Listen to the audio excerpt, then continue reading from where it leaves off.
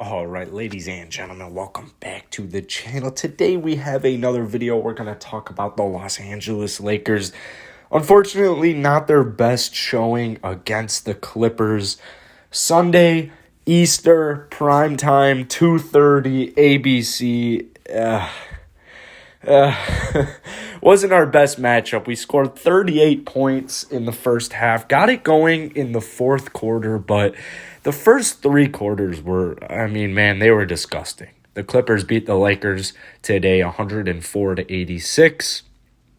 The Lakers, first off, the Clippers from deep shot 14-28, a very efficient, very good night for them. The Lakers started the night 0-9 from three.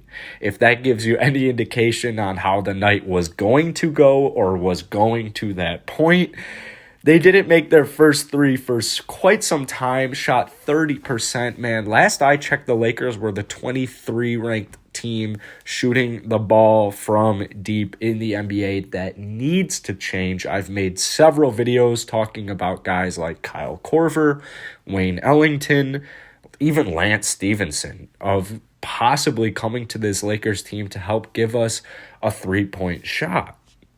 It just wasn't our night. We got out-rebounded, out-assisted.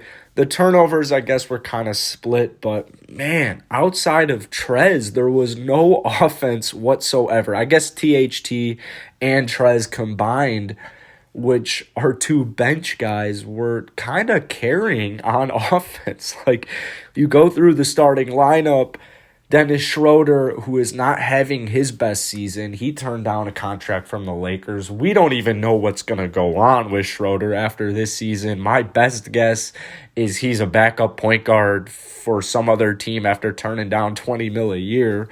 GG's to him, but it wasn't his best night tonight. He went 8-7, or 8 points, 3 rebounds, 7 assists, 3-12 from the field, 0-3 from deep. Wasn't his best night one bit. KCP continued his cold spurt, 8 points, 2-6 from deep, 3-9 from the field. Marc Gasol, probably the lone good part of the starting lineup. He only played in 17 minutes, but he had 11 points, 3 rebounds, 4-7 shooting, 3-3 from deep. He made every three he took. He threw in a steal. He threw in a block. It's embarrassing. It's worrisome when he's kind of like the best starter on any given night. That's an issue. He's 36. Kyle Kuzma, very cold night after dropping 30 last night. It's tough. It's tough because he's been cold recently as well. He only had 6 points tonight, 7 rebounds, 2-10 from the field, 0-4 from deep. He got plenty of minutes, 33 minutes, just like KCP and Schroeder. 2 blocks, I guess, but, Morris wasn't any better. 9 points, 5 rebounds. I guess he shot 40% from the field, which isn't, ecstatic, but it's not dreadful.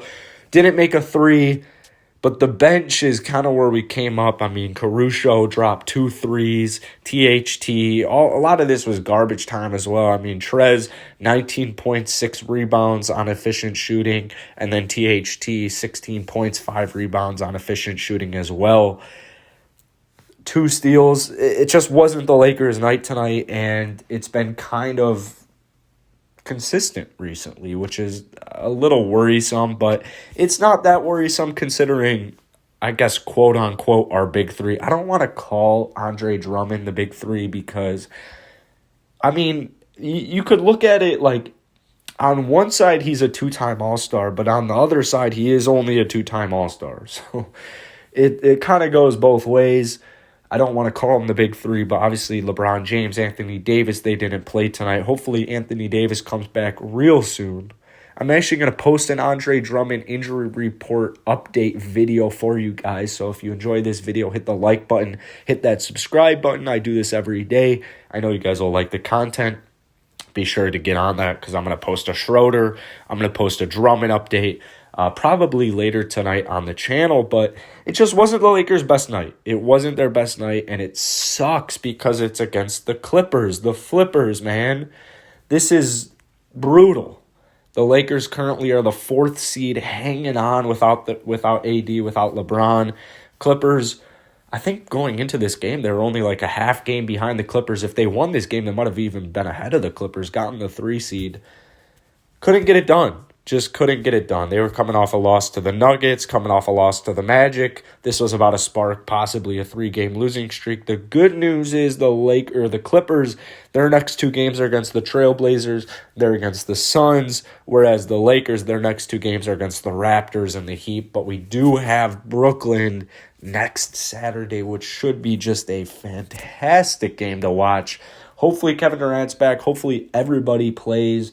But LeBron will be out, so kind of at the same time, a little unfortunate, but that helps us. That helps us. I'm not a fan of doing really good against a certain team in the regular season. I feel like that's bad mojo, bad luck going into the playoffs. So I would prefer if we go into Brooklyn, honestly, shorthanded, and they're not injured one bit. They're at full strength, but we're shorthanded. Keep it competitive. Keep it close. If you come out with the loss and it's close and competitive, that's just a huge morale victory. So this Lakers team, we're going to see what they do with this last roster spot. We're going to see what they do, man. Personally, I don't think McKinney really has a role on this team. I think they could even make 2 moves. I don't know if they're willing to go that far, but I would not be surprised considering, I mean, look at this roster, man. You've got Schroeder saying he's not coming back next year. You've got Kyle Kuzma, who costs a pretty penny. Morris is getting old. Gasol's really old. Trez probably going to cost a pretty penny when he's up as well. THT is, a good spot. Like, just kind of looking at this team right now, I think we should be in not win all mode, but I don't think Alfonso McKinney at 28 years old, I feel so bad because he's a Chicago boy just like myself, but at 28 years old, I mean, he's averaging 2.5 points. He hasn't really made of himself anything in his NBA career. I would not be opposed to getting rid of McKinney and then getting 2 new free agents, like one possible sharpshooter. I think that's the route they would take, is they would go with a sharpshooter 3-point guy and then a wing defender like Otto Porter Jr., Avery Bradley. We'll kind of see what the market dictates. But the Lakers' next game, I don't want to classify it as a must-win, but Tuesday against Toronto, I mean, it really is kind of a must-win here. The Raptors are struggling mightily. They got a good win the other day against the Warriors where they absolutely blew them out. They had a good win against the Nuggets, but in the month of March, the Raptors won 1 game. 1 game in the month of March. So far in the month of April, they've won 1 game as well, but April's only been a couple of days here. So I hope you guys enjoyed this video. If you did, hit the like button, hit the subscribe button. I will see you guys tomorrow.